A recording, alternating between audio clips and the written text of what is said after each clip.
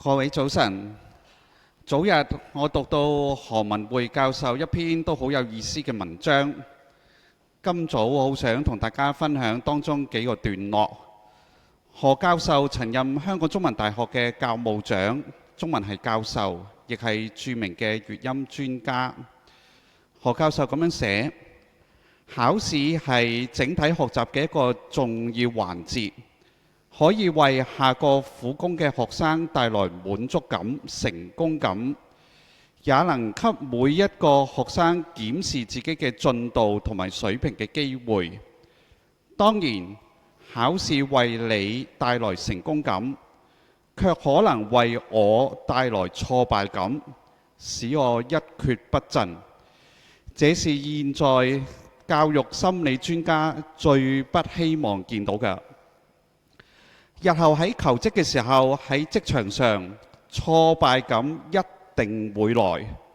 但到時心智較為成熟，應該懂得如何應付。不過，我以為成熟嘅心智係從小經過成敗輸贏培養出來的。一個心智成熟嘅人，能夠容忍，能諒解，能和而不同。能從不同嘅角度，而不只是自己嘅角度嚟到看問題，能夠接受批評，能反省，能認錯，充滿自信但不自滿。未受過挫折嘅孩子能嗎？說喺成敗輸贏，現在大家喜歡說贏在起跑線上，但從開頭贏到收尾固然十分理想，怕的是太早習慣了成功，之後很難接受失敗。但失敗嘅打擊早晚會來，一個無法面對同埋接受失敗嘅人，恐怕會徹底失敗。另外喺文章入邊，何教授亦提到佢跟極負盛名嘅太極宗師鄭榮光老師學武時嘅一啲嘅經歷。鄭老師當時喺銅鑼灣怡和街有一間武館，叫做榮光健身學院。有一天，佢對我說：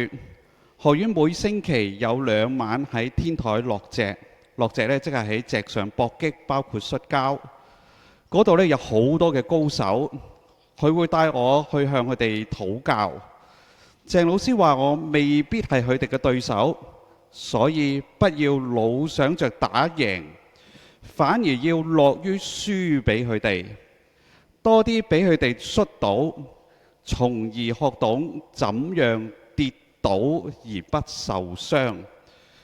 從那時起，我逐漸學會從失敗中領悟道理，領略到失敗嘅用處，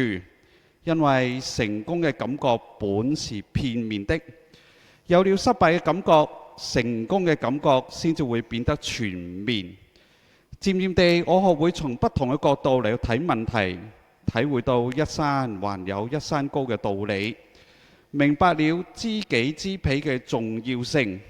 人也變得較為謙遜隨和了。我最初讀到呢篇文章嘅時候，我好同意當中嘅觀點，原文呢都有一定嘅長度㗎，咁呢度係其中一個部分，特別係提到點樣嚟到睇失敗。人生唔同嘅階段之中，都會遇到唔同程度嘅失敗，你會點樣面對呢？套用喺求學嘅路上邊，若然你內心曾經有以下嘅想法：唉，我某一啲科讀極都讀得唔好，考極都考得唔好，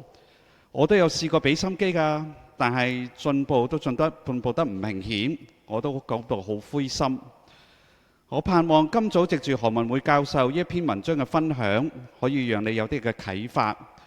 大家彼此勉勵學習，一起學懂怎樣跌倒而不受傷。